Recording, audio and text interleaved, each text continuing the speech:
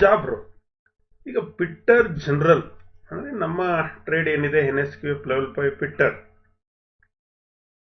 ಈ ಇಲ್ಲಿ ಏನು ಆತನ ಕಾರ್ಯ, ಏನು ಆತನ ಕೆಲಸ, ಏನು ಏನ್ ಮಾಡಬೇಕು ಅನ್ನೋದನ್ನ ನೋಡೋದಾದ್ರೆ, every trainee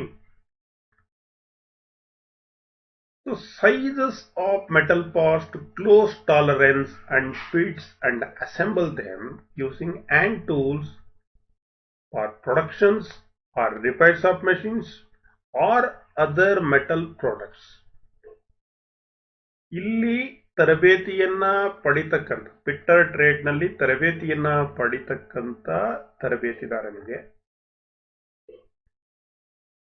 within the tolerance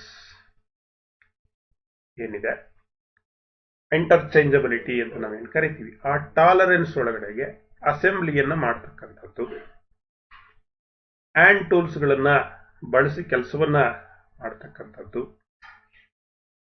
hand tools ಅನ್ನ ಬಳಸಿ ಪ್ರೊಡಕ್ಷನ್ಸ್ ಅನ್ನ ಮಾಡ್ತಕ್ಕಂಥದ್ದು, ಕೆಲವು ಮೆಷಿನ್ಸ್ ಗಳನ್ನ ರಿಪೇರಿಯನ್ನ ಮಾಡ್ತಕ್ಕಂಥದ್ದು. ಈ ಒಂದು ಜ್ಞಾನ ಇರಬೇಕು ಯಾರಿಗೆ? ಪಿಟ್ಟರ್ ಟ್ರೈನಿಗೆ. ಸೊ ಅದನ್ನ ನಾವಿಲ್ಲಿ ಕಲಿಸ್ತಕ್ಕಂಥ ಕಾರ್ಯವನ್ನು ಮಾಡ್ತೀವಿ.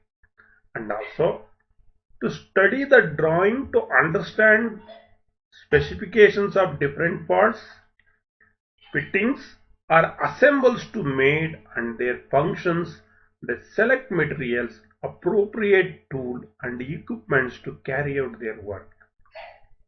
ಹಾಗೂ ಯಾವುದೇ ಪ್ರಾಡಕ್ಟ್ ಅನ್ನ ಮಾಡಲಿಕ್ಕೆ ಒಂದು ಟಾಸ್ಕ್ ಅನ್ನ ನೀಡಿದಾಗ ಆ ಜಾಬ್ಗೆ ಸಂಬಂಧಪಟ್ಟಂತ ಡ್ರಾಯಿಂಗ್ ಏನಿದೆ ಅದನ್ನ ಅರ್ಥ ಮಾಡ್ಕೊಳ್ಬೇಕು, ತಿಳ್ಕೊಳ್ಬೇಕು,